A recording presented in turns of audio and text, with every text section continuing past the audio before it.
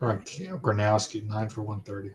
Oh, God. Yeah, well, you already hear Dylan and I talking about it, but welcome into the latest edition of the Whiteout Report podcast, post-game edition here on this Saturday night, coming to you at 10:30 Eastern time. Another loss for Penn State. This makes it 4 in a row, a 25-24 loss at Kinnick Stadium against Iowa. And as I said on Twitter, as we tweeted out the link, this is another one they probably should have won, right? I mean, there's a lot more to it than just this, and we'll get there. But on Penn State's next to last offensive possession, on that penultimate possession, Trevor Pena, highly paid receiver out of the transfer portal, has a ball hit him square in the chest in the end zone that if he catches it, they go up by 9 and probably win this game. He drops it, they settle for a field goal, and 2 plays later, Iowa is in the lead for good. But anyway, as always, I'm Marty Leap, joined by my longtime friend, colleague, and confidant, Dylan Callahan-Crawley. We're here again breaking down another Penn State loss, as I said. For those of you staying up with us tonight and sticking out, we appreciate it. Thank you for joining us, as always. Make sure you like, you subscribe, you share us, you follow, give us those super chats, all of that good stuff. But, Dylan, there's, again, I think at this point moving forward, me, you, and Clay were talking about this during the game. Obviously, there's not a lot in the way of expectations at this point. Yeah. But that doesn't make it any less frustrating when you watch a team lose a game that, again, they was there for the taking and let it slip away. Yeah, no, I mean, going, late into this game, Penn State had a 11-point advantage, 21-10.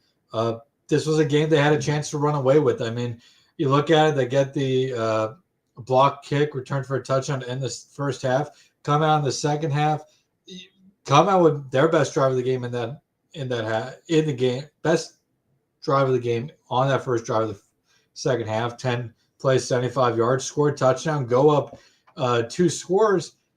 At that point, you're like, all right, they may be able to, not just win this game, they may win this game going away. But the defense just not good enough in the second half. Iowa with 3 straight scoring drives in the second. Iowa had 4 drives in the second half. 3 resulted in scores, 2 touchdowns and a field goal, and the last one was the last drive of the game. A lot of Penn State fans are going to be mad at Jim Knowles. I don't know if they're going to be mad. I don't know how many Penn State fans really are bothered by the results at this point this season. But a lot of people are going to be complaining about Jim Knowles today. Listen, Knowles hasn't been great this season, but coming into the season, we knew that this was always going to be, not always, but many were trying to tell Penn State fans that this was going to be a 3-year build for the defense. And we're seeing that. Not helping the matter. Penn State has no depth in linebacker this season, and they're not good enough in the trenches at defensive end or defensive tackle, especially defensive tackle. If you don't have defensive tackles, you don't have linebackers, you're not going to stop a nosebleed on the ground. And tonight it was once again a quarterback killing them on the ground. Yeah, I mean, Mark Gronowski was 10 of 16 for 68 yards and an interception, and that won them the game. And it won them the game because Gronowski ran for 130 yards and averaged 14.4 yards a carry. No run bigger than the 67-yard run he ripped off right after Penn State had kicked a field goal to extend their lead to 24-19 with, what was it? I think 4 minutes left, somewhere a little over 4 minutes left. Iowa had 67 yards up the gut by a quarterback. Iowa 16 carries for 177 yards, 11.1 average in the second half. Well, most of that going Gronowski. Well, yeah. I mean, and it was all game for Iowa. Yeah, excuse me. Right. Yeah. It's just, I mean, especially in the second half. But if you take away, even with Gronowski's nil down at the end of the game, they averaged 7.5 yards a carry. You take it away, they averaged almost 8 yards a carry. It wasn't good enough. And then, like you said, part of it is linebacker. The linebacker depth was not good to begin with. You lose Tony Rojas for the year. Dom DeLuca, God bless him. The kid tries so hard. He leaves everything he has on the field, but you're seeing the physical limitations of how much he's had to play in recent weeks getting exposed. You mentioned defensive tackle. I'd argue there's no position group on this team that's been more disappointing this year, other than the offensive line, than defensive tackle. This ties into the Russian attack for Iowa. Do you know how many passes they attempted in the second half without looking? 2. I don't remember the being two. They attempted one in the third quarter, one in the fourth quarter. Gronowski was 8 for 14 in the first half. After starting 1 for 6, he did complete 7 straight before missing on his last right before the half. But then he was 2 for 2 in the second half for 17 yards. This was, you know what this was? This was the 2023 Michigan game all over again. Yeah, but this is even worse because that 2023 Michigan team, they kind of went on to do some pretty special things. Right. But that was a pretty good team. That's what it was. Iowa realized that Penn State wasn't going to be able to stop them on the ground and just kept pounding the rock. Yeah, and it's just, again, it's for so many reasons, it's disheartening. And I get what you said at this point.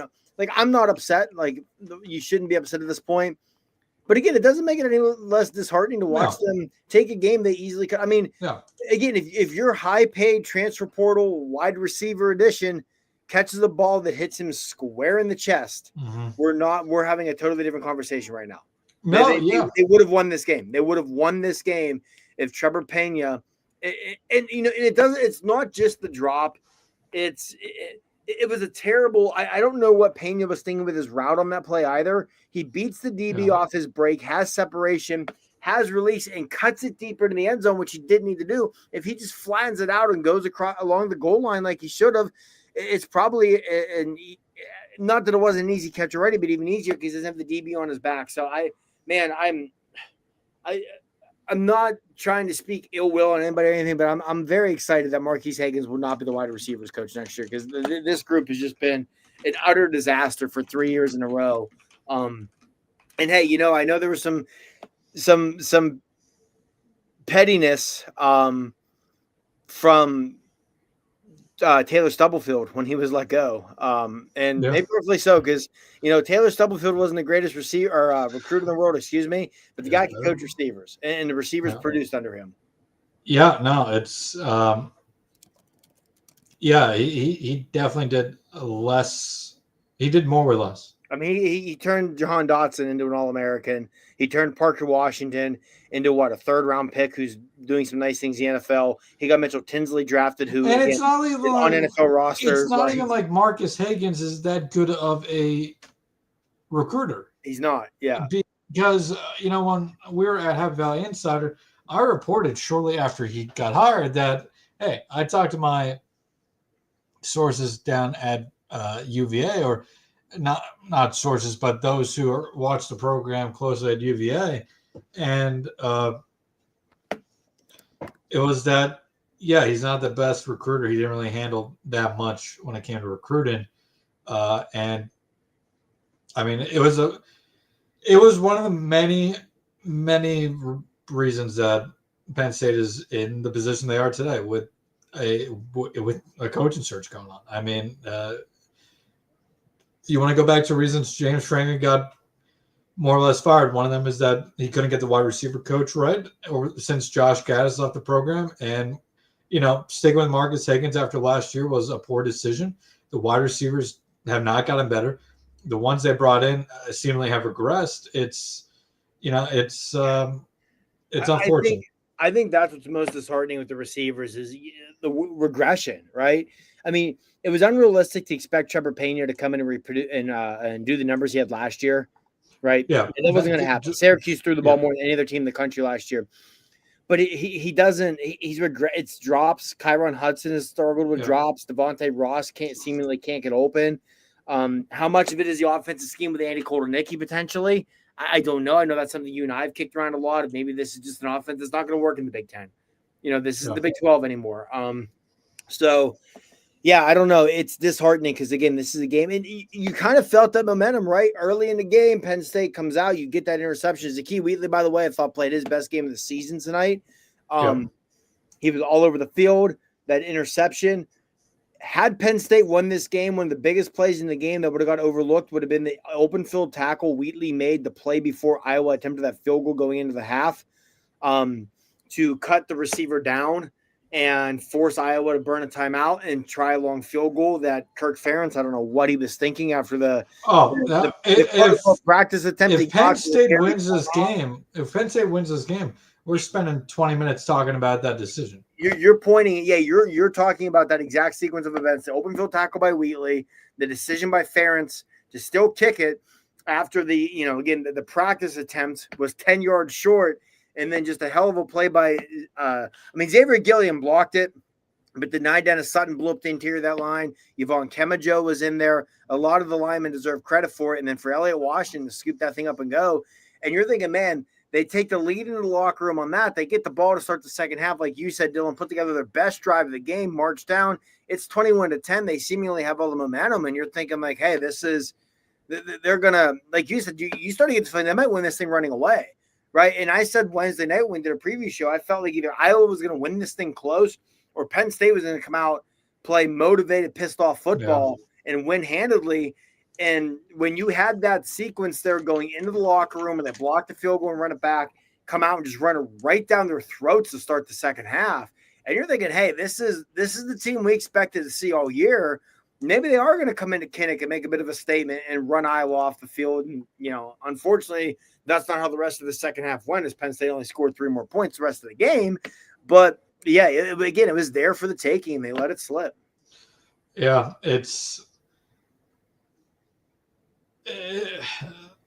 entire season is just going to – I'm looking at the standings. I'm just thinking how this entire season is going to be very interesting at the end to look back on and how everything developed. And we have plenty of time for that. But going back to this game, I thought Davian Collins had a good game tonight. Yeah, he did. There was a tackle for loss he had in the second half where he just fought through a block from a tight end who's about 3 times the size of him. I agree. Collins had a strong game as well. I thought the secondary as a whole, I thought A.J. Harris – definitely bounced back after getting benched last week, had a good game. Now it's Iowa, so you'd expect your secondary to have a good game. But, I thought the secondary as a whole played pretty well today. Really the only bright spot on the defense, because the linebackers and the defensive line were not good. Here's my 2 biggest takeaways. And this is one of the biggest problems Penn State's had all year. And these 2 players, they'll still probably end up going high in the draft next year, but just terribly disappointing years. Denied Dennis Sutton and Zane Durant. Do you want to take a guess how many combined tackles those 2 had tonight? It couldn't have been many because I don't remember seeing either of them do one.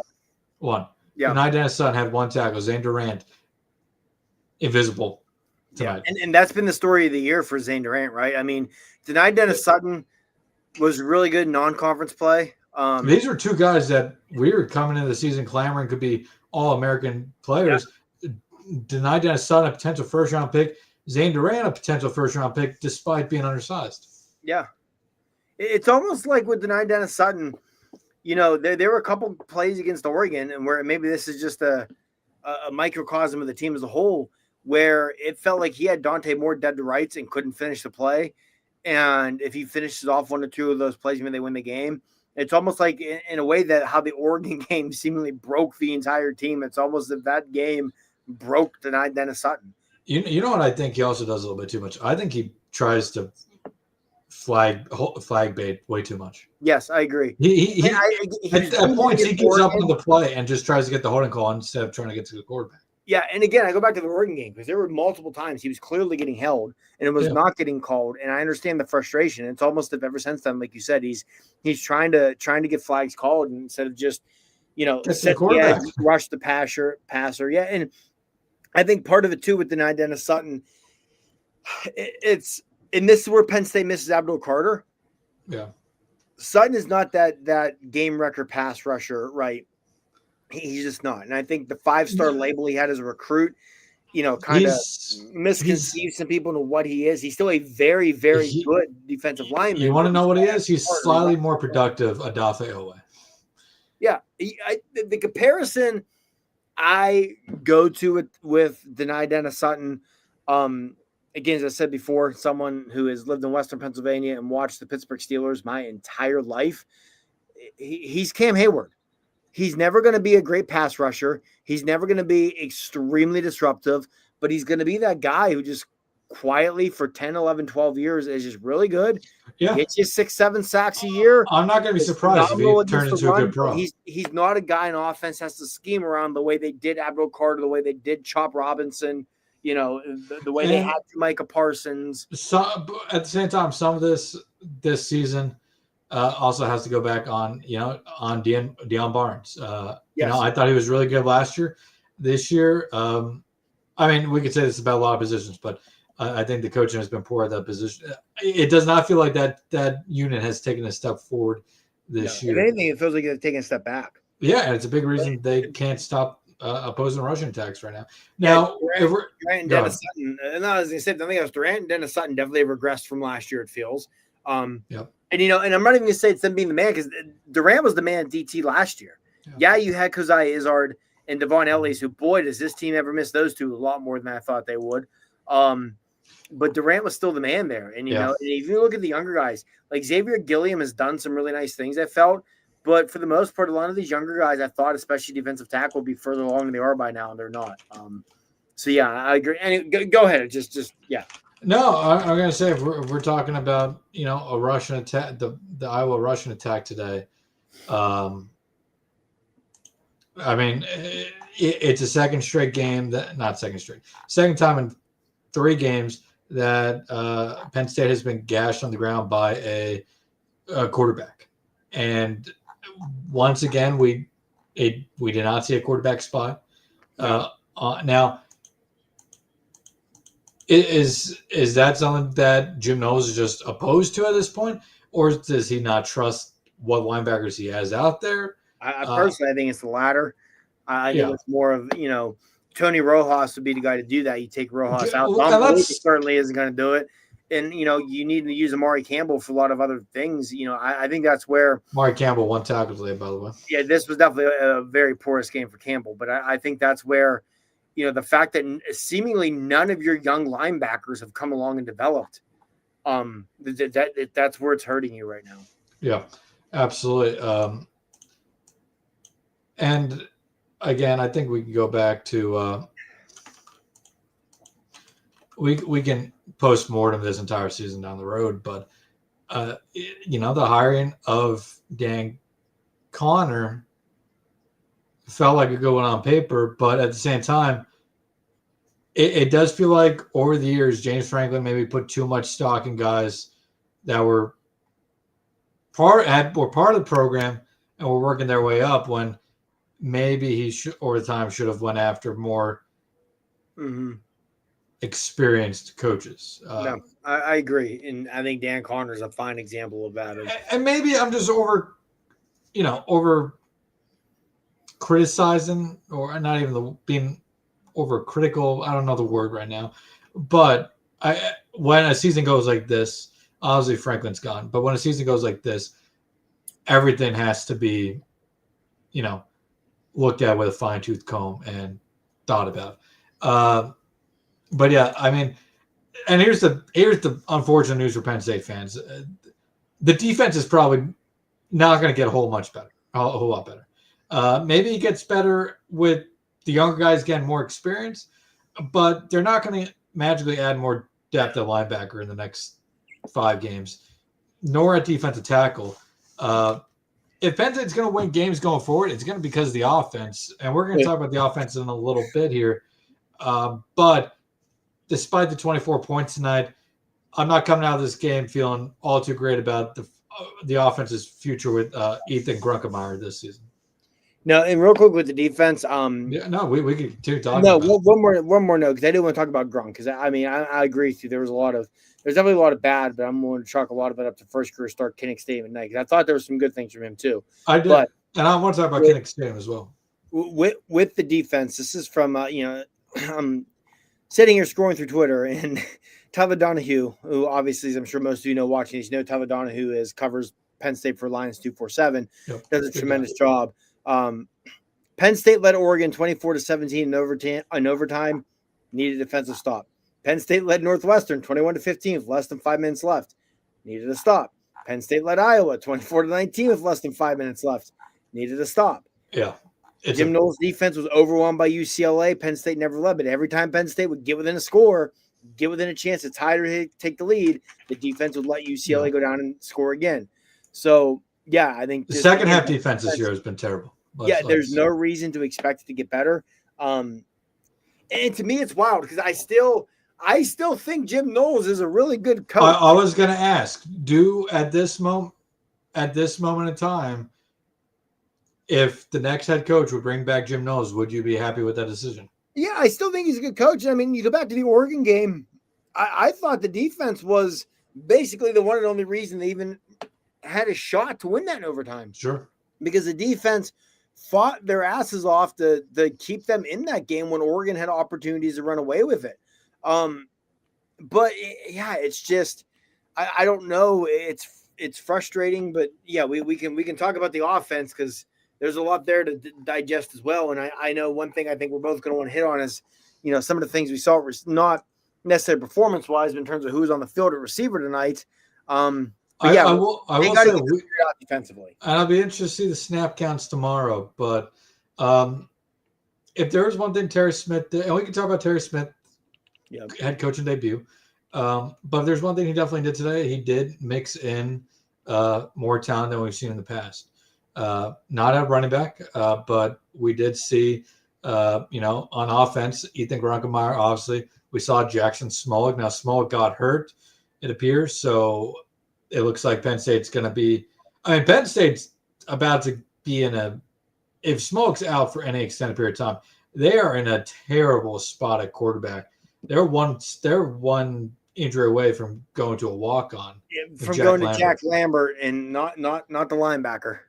Yeah, though they may have to look at him too. I think you can pull his old teammate out of the box and see if he's got anything left. But, Smollett played today. We saw Kobe Howard play. Denmark was on the field. We saw, Rapide has been playing, but he played today. Yeah. The two big with me, I wanted to point out. I know again, numerous. We talked about this with Clay in our group chat. Were Kobe Howard and Tyser Denmark, right? Because for weeks, people clamored for them. The media asked when we heard from James Franklin, "Hey, they're not ready. They're not this. They're not that." Well, Kobe Howard, the true freshman out of Florida, comes out tonight, and on I think it was literally his first snap of the game, catches a crossing route across the field, for 15 yards or 14 yards or whatever it was, 14 yards, the longest catch of the night for a Penn State receiver, by the way, and picks up a first down. We saw Tyser Denmark on the field a lot. With the way the receivers have struggled, why not try these young guys? We heard all summer how Kobe Howard was having a great camp, and we heard how Tyser Denmark is such a great technician as a route runner and this sort of thing. Why not? Why not see what they can do? So I was glad to see that. I was also glad, offensively with the running game, man, I don't know what's happened to Nick Singleton, but that's cool. But it was good to just feed Katron Allen. 28 carries is a new career high for him. Averaged over 5 yards a carry, 2 scores, his second straight 100-yard game. Katron's well on his way to finishing his career as the leading rusher in the history of Penn State football. He's this team's best player. Feed him, and they finally did that tonight. Yeah, still, I'm fine with them mixing in Nicholas Singleton. No, I am too. I've said all but along, I did not. One of his problems is they're not using him correctly. Yes, that, and I did not think the times that they chose to use him were smart today. Like late in the game, you're facing, you need to get. If it's 3rd and 6, you need to get at least 5 yards or 4 yards. Nicholas Singleton has not shown that ability this year. This offensive line is not good enough for Nicholas Singleton to be effective. Though I do think the offensive line in general played well today, especially for Katron. By the standard that's been set this year, they probably it was still not good enough. I think Singleton hasn't been used properly, but at the same time, I did not like the times they did choose to use him today. But feeding Katron Allen was definitely something that needed to happen. That is another change that we've seen from the past. 28 carries to 6. We didn't see that type of numbers under James Franklin's leadership. But when Singleton was on the field, especially late in the game, I would not have gone to him. But that's neither here nor there. But Katron was great tonight. The offensive line was an improvement from what we saw. Still not good enough. Yeah, I think we should talk about Gronkemeyer here. Yeah, we probably, honestly, this on us. We should have gotten Ethan Grunkemeyer a lot sooner. But yeah, I mean, I thought, there were definitely some jitters there. There was definitely some, hey, this is my first career start. Yep. It's on the road. It's at Kinnick Stadium. It's at night, which, I mean, Kinnick Stadium at night. I Kinnick will- Stadium in general, one of the toughest environments in the Big Ten, especially Kinnick Stadium at night. I will say though, I do think Penn State, for the most part tonight, did a great job at neutralizing that crowd. They didn't really let the crowd get into the game until they failed on 4th and short. I forgot about that play. What a terrible play call, by the way. That was beginning of the 4th quarter. Yeah, it was the right decision to go for that. That 4th and 1, where they motioned Luke Reynolds from out wide under center, and had Grunkemeyer looking at the sideline like he's trying to get a call, and took the snap. Going for it was the right call there. I had no problems with that, but that play call, especially on a night where Katron Allen's averaging 5.5 yards a carry, it's just an atrocious play call. Yeah, by the way, Katron Allen about 443 yards away from the record after tonight. So still has a good chance again there, but he is going to have to string off a couple of good games here in the last there's already game 5 games this season. 443, you said? Yeah, so he's going to have to average just under 100 yards. Yeah, I mean, they have 5 more games, so he'll get that. If they continue to feed him, he'll get there, no problem. Yeah, I mean, he might run for 400 yards against Rutgers. Their defense can't stop anybody. I agree. But Grunkemeyer, I thought Grunkemeyer was definitely showed first game jitters. He was up and down. Definitely was quick to give up on plays in the pocket. Yes. Especially early on. Anytime he didn't get his first read, he immediately wanted to get out of the pocket and run. And I think, honestly, it was a good play, but I think it may have been the worst thing for him for this game was the first time he had to scramble. He put off a Houdini act, got out of the pocket, evaded a couple defenders, and got yardage. I think that maybe gave him a little bit too much confidence the rest of the game. Mm-hmm. And this Iowa defense was just too good to let that happen multiple times. I thought overall his decisions at times to run were solid, but he also did give up on plays way too easily when the first read wasn't there. Yeah, I agree with that. I mean, and there was one point in the broadcast where Michael Robinson even pointed that out, where he said, hey, this is it, I forget what the situation was. I think it was a 3rd down, and the first read wasn't there. He stepped up, tried to run, hit a spin move, got about a yard. But had he waited a split second more, he had Luke Reynolds coming wide open across the middle on a crosser for a big gain, what would have been a first down. But yeah, a lot of that thing's first start jitters. I mean, the poor guy, your first career starts Kinnick Stadium at night. Your second career start is going to be at Columbus against the best team in the country. It doesn't get much rougher than that. But I thought what I really your third career start is against what may be the number 1 team in the country when you face them too. Well, they'll be number 2 because Ohio State's not going to lose to Penn State to fall out of that 1 ranking. But we've seen teams jump randomly. So. But yeah, you're right. Your first 3 starts, Kinnick Stadium tonight, on the road against Ohio State, and home against Indiana. And Ohio State and Indiana are going to be ranked 1-2 come tomorrow morning. But yeah, one thing I liked about Grunk though, and this is something that I always said was kind of something I thought Drew Aller could use more of. My buddy Adam texted me during the game, and he's like, man, Grunk's got kind of that Trace McSorley, that Matt McGloin, that Sean Clifford, a little bit of that moxie in him. Just he's going to fight. He's going to scramble around. He's not worried about taking the big hit. He's not, and that's good to see. Like the best passing plays they had tonight came when Grunkemeyer used his legs to extend things. Yeah. Right. So I do think that there's something there to work with. I mean, I've always been a big Grunk fan. I think he's a good quarterback. I don't know if he's going to be at Penn State next year. Who knows on this roster who's here? But I do think Ethan Grunkemeyer is going to be a very good starting quarterback in the Power 4. And yeah, you saw a lot of rough tonight, but even like that one interception he threw, Luke Reynolds is blanketed by a guy, and he wasn't afraid to fire it in there and try and complete the pass still. Right? Yeah. And I think he played with a bit it of ends up getting picked off, but it's not his fault. I don't blame him for that. No, I don't either. That was a ball that Reynolds didn't get any separation. It still hit him. He probably started running a tight end slant on.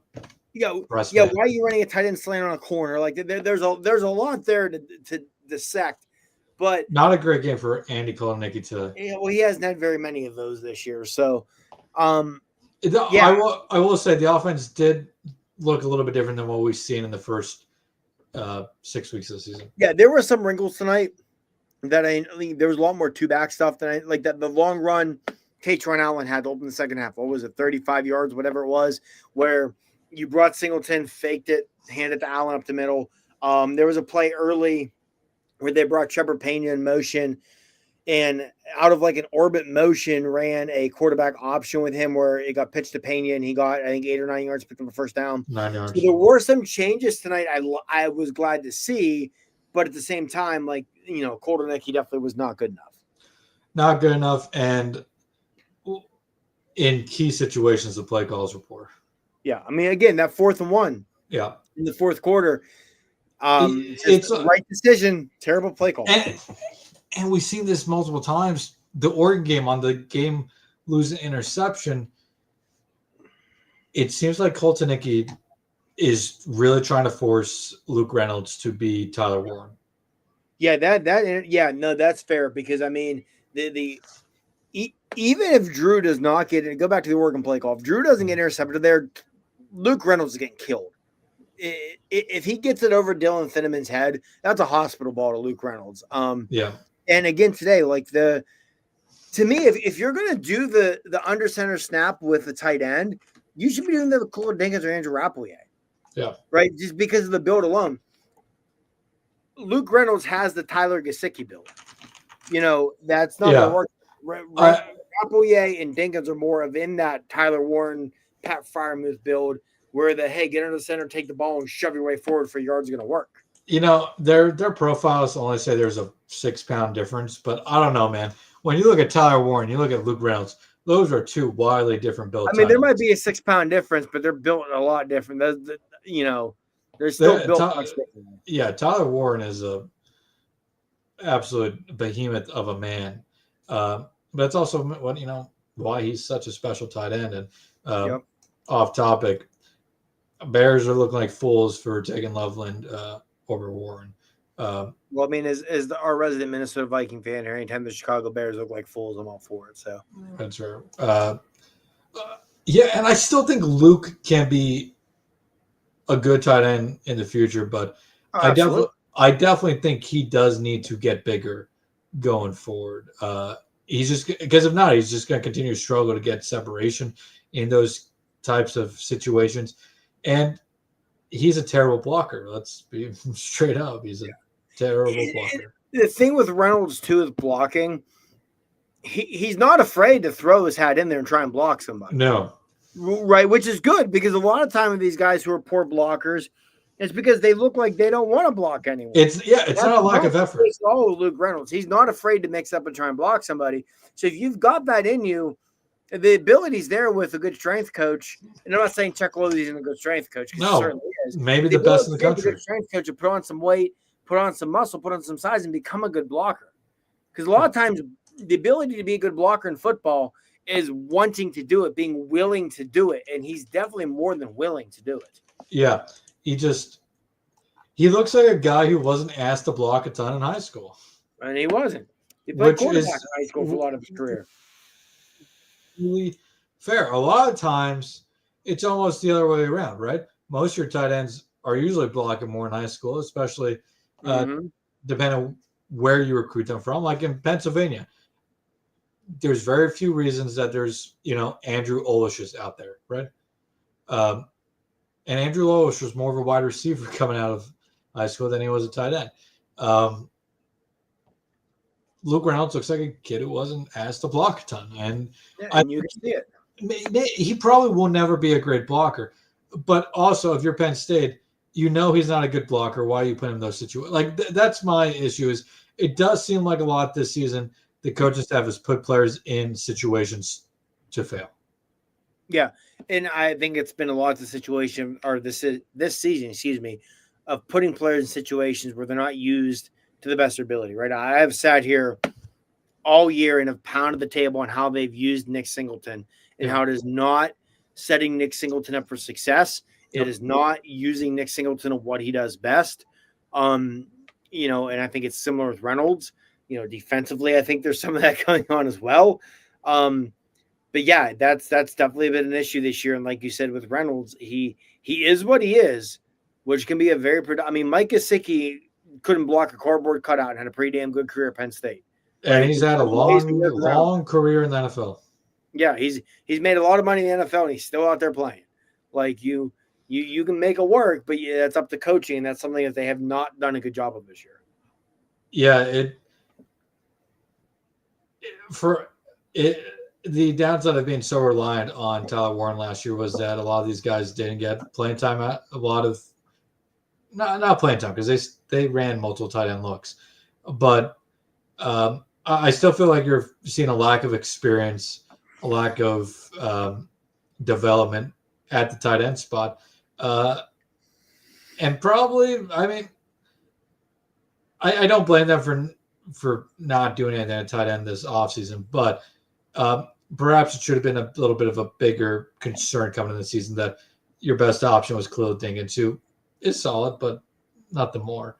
But again, that's a post-mortem issue down the road. Going back to Grunkmeyer, saw some good, saw some bad. He's not the reason they lost tonight. He's not the biggest reason they lost tonight. But I don't get, good feelings that this is going to be, a speed bump for him. I think it's probably a sign of what we're going to see in the next two games. Maybe he has a game or two down the stretch there, but I think the passing attack is going to be a struggle for Grunkmeyer. I think he'll throw for more than 93 yards at some point, but I hope so. But I don't expect him to be lining it up at any point down the rest of the way.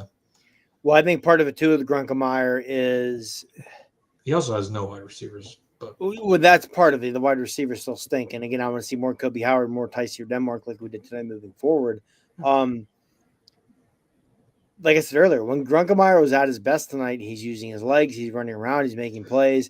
And, like you mentioned, if Jackson Smollett's going to miss any extended period of time, and you're staring down the barrel of having Ethan Grunkmeyer, a walk-on, and Beckham Kritza, who, is very, very raw quarterback who should not see the field this season or next season, or maybe the season after that. Probably never should have. This is Micah Bowens 2.0 in some ways.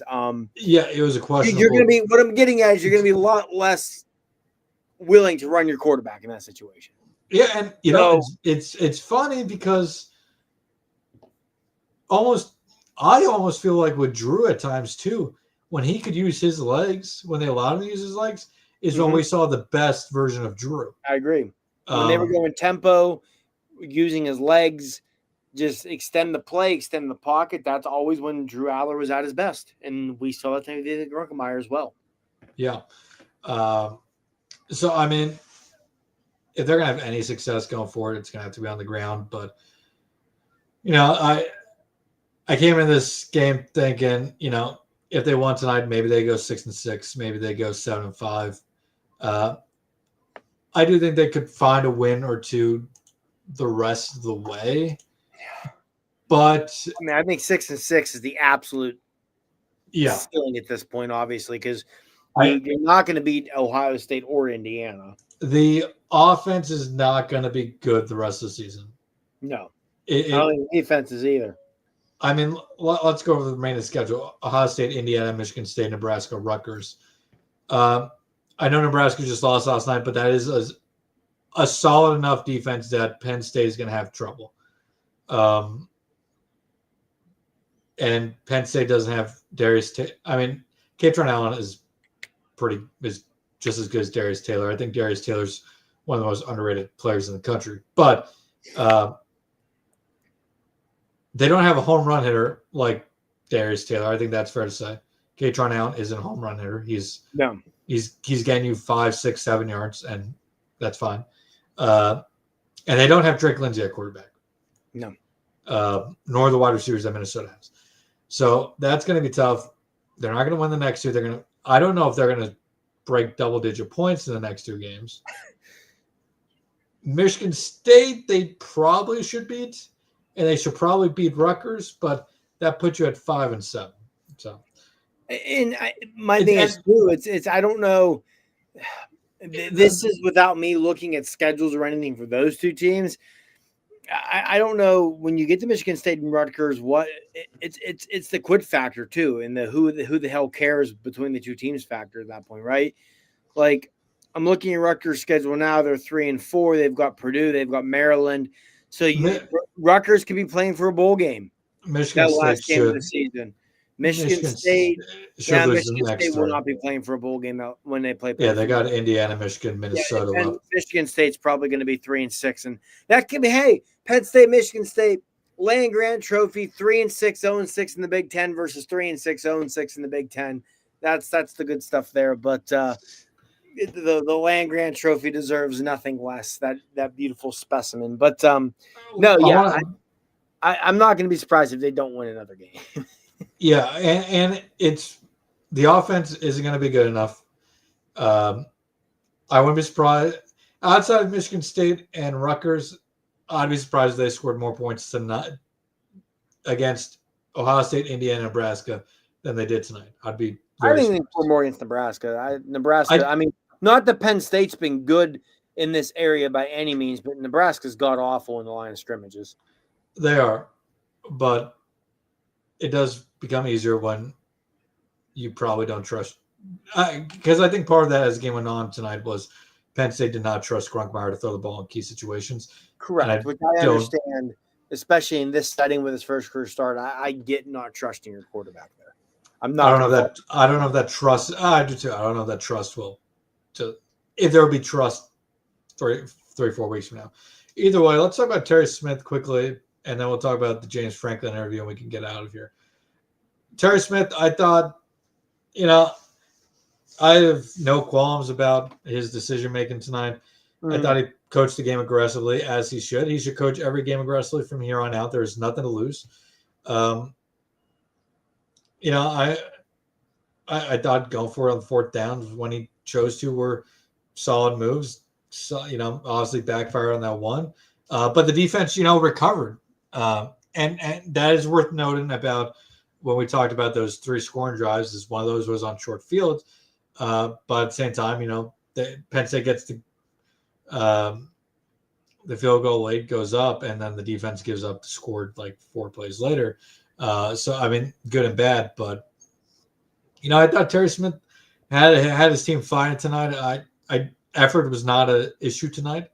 I thought, I thought it was a good debut for Terry Smith. It's a shame that he can get the win in this one, because it is going to be hard, even with Michigan State and Rutgers on the schedule, to get a win here after this one. Yeah, I agree. I thought Terry deserved this one. I mean, I know they've said it. It's whatever. He's Penn State through and through. He really is. Terry deserved this. He's a great guy. I've met him before. He's a wonderful human being. I had no qualms whatsoever with this coaching. Like you said, the 4th down decisions to go for it were the right calls. The play calling wasn't always the right call, but that's on Andy Koldernicki. That's not on him, right? Your head coach makes the call if we're going to go or not. And then if you do go, your offensive coordinator is going to pick the play, right? So that's on him. And I agree. I thought the team fought. I thought they played hard, which was, not a given by any means coming into this thing that they were going to do that.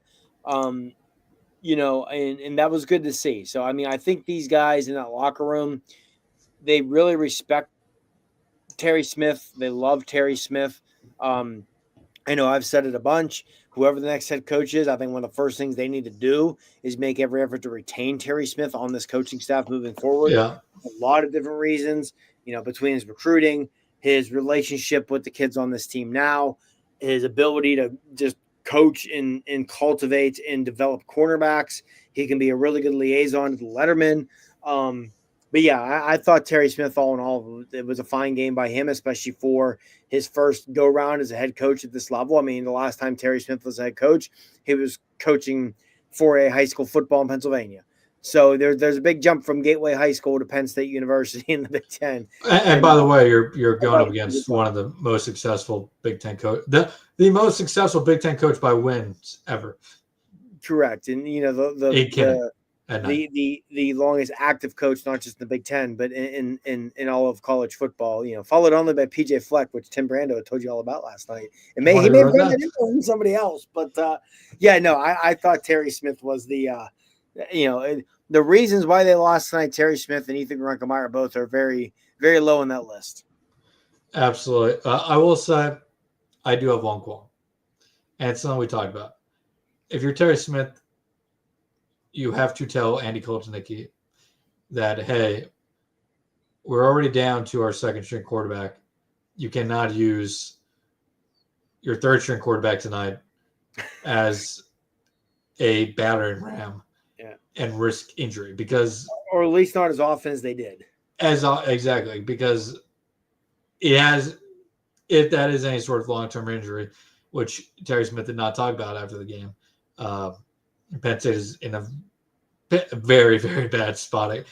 Not even describably, you can't even describe how bad of a quarterback spot it would be for Penn State. And again, God forbid. I mean, God forbid Ethan Grunkemeyer will get hurt. Who was it? The Christian Veilleux game, the walk-on, I think we're number 20, who almost had to start to convert a receiver because the whole quarterback room had the flu or whatever it was. We're not far from that. That was Rutgers 2020. Was it Rutgers? Yeah, it was Rutgers, because Veilleux wound up starting, but he almost didn't because the flu bug was cutting through their quarterback room. Oh, yeah. He started a receiver. Oh God. Let's see if I can find it. There's some names. Isaac Lutz played in that game. Oh Christ! This is a throw. There are some names here. I'm on their roster. Give me a second here. I know this has nothing to do with this game, but you guys will. Let's see here. Number 20. He's not even. They're not even. Whoever it was is not even listed on the official roster from the 2021 season. So that is probably pretty telling. But anyway, like you said, they're in a really bad spot here at quarterback now, assuming this is any sort of significant Mason Stahl. Mason Stahl, yes. But he was 17. So I thought he wore number 20. Anyway, maybe we're number 20. He did convert to wide receiver the next season. That's something I'm probably thinking he had 20 as a receiver. But anyway, yeah, if this is any sort of significant injury to Jackson Smolik, they're in a real bad spot at quarterback. But I mean, again, you're probably at this point, I don't know how much that matters. Talking backup quarterbacks, former Nittany Lion quarterback Bo Papillo just threw a late interception against Auburn. After a little sack, but yeah. So because everybody loves bringing up what would Penn State be doing with Bo this year. I think we've seen with Bo this season that he's probably just about as good Drew would have been.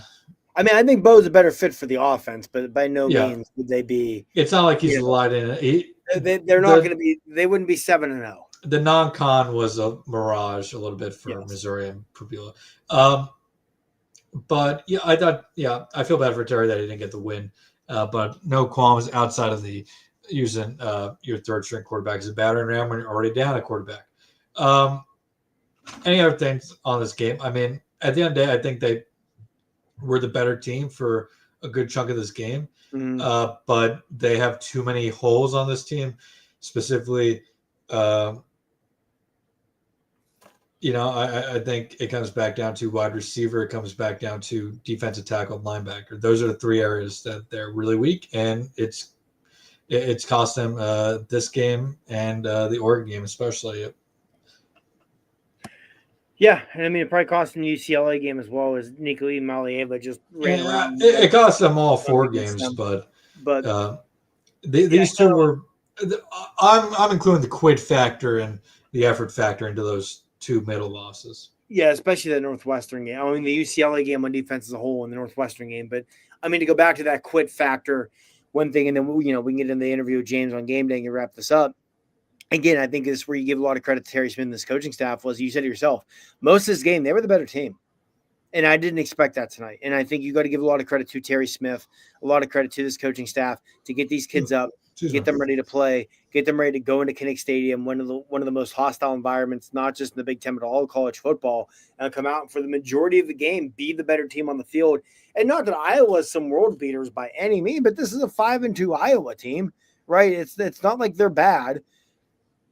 This is an Iowa team that, and some of it's going to be because of the schedule, but you look at the remaining schedule, like other than Oregon, I don't think there's a single game on that schedule I'm going to say they can't win. Like, this is an Iowa team that could win 9 games, or they're a good team. And Iowa's always going to be tough. They're always going to be well coached. They're always going to be disciplined.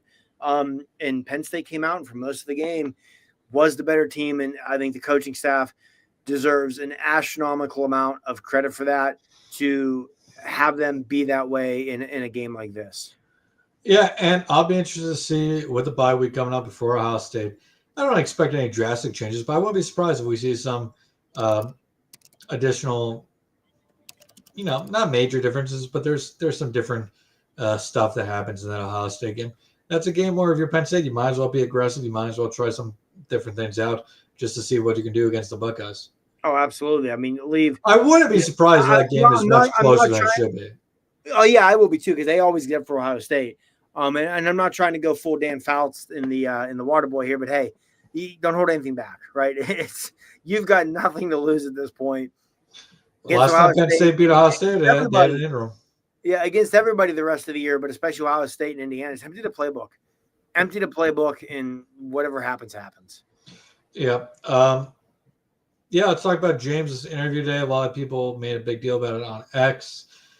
I thought it was what exactly it was going to be. It was, Sexton, his agent, also the agent of most, Jimmy Sexton, that is, also the agent of most of college football's biggest coaches, getting his client on a national show with one of his other clients, Nick Saban.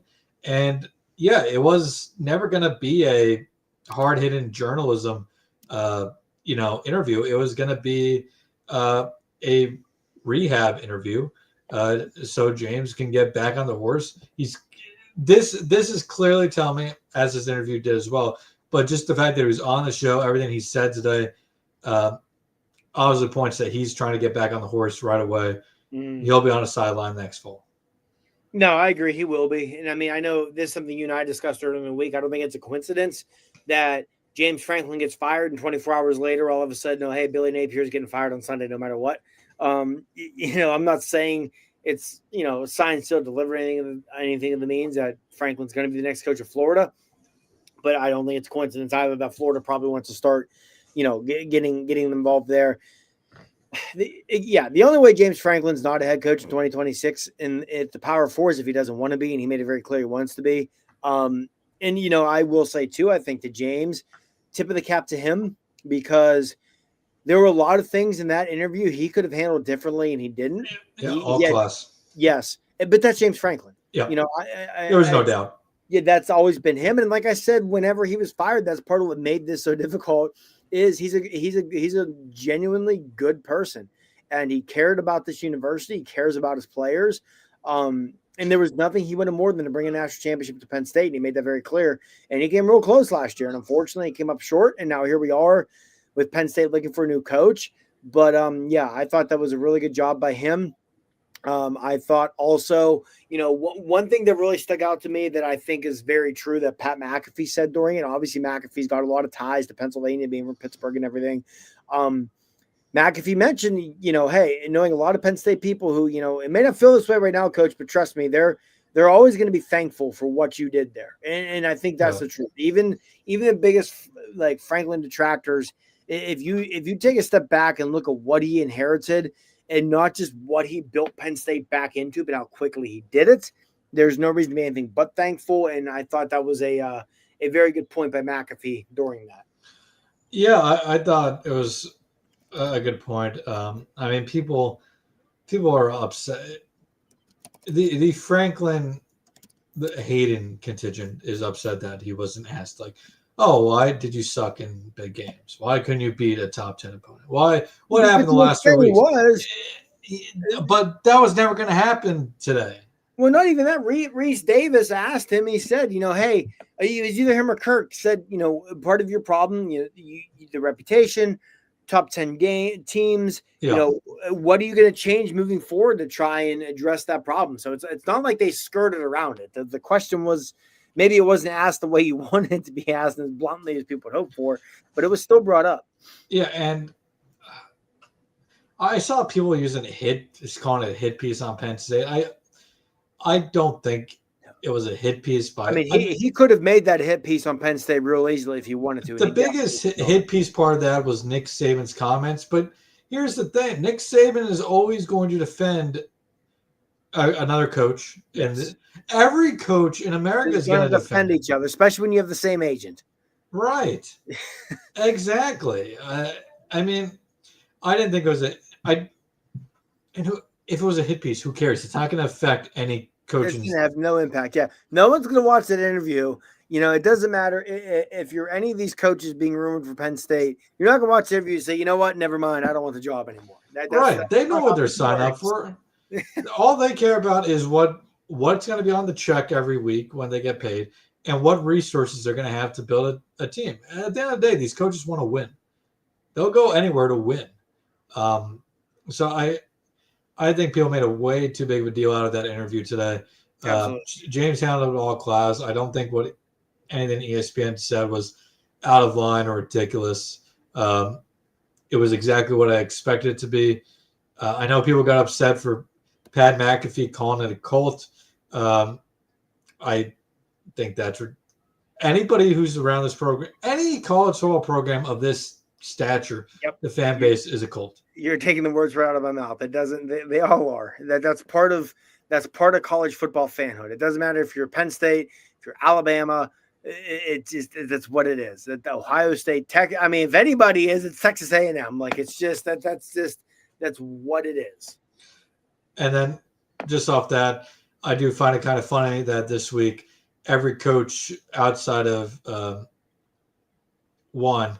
And I don't want to say too many names just because I don't know what is public information out there, what has been said on Twitter or not. Yeah. But most of the names that have been connected to this job, Mad Rule, Eli Drinkowitz, I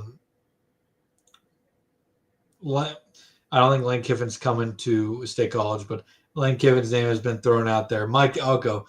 They all didn't lose today or yesterday, but none of them really had games that you're like they all either lost or they're playing with their food against an inferior opponent. So it doesn't make you want a little bit. I did just find it funny that all the coaches that have been either loosely connected or legitimately connected with the job did not have great weeks. So I thought that was funny.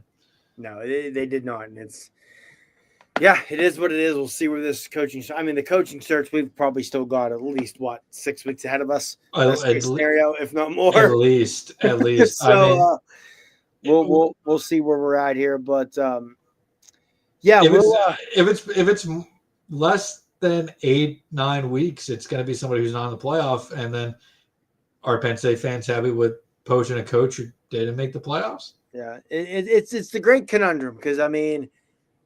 Some coaches, specifically Matt Rule, you've got Penn State fans wanting them to lose because they want to make sure they don't get the job.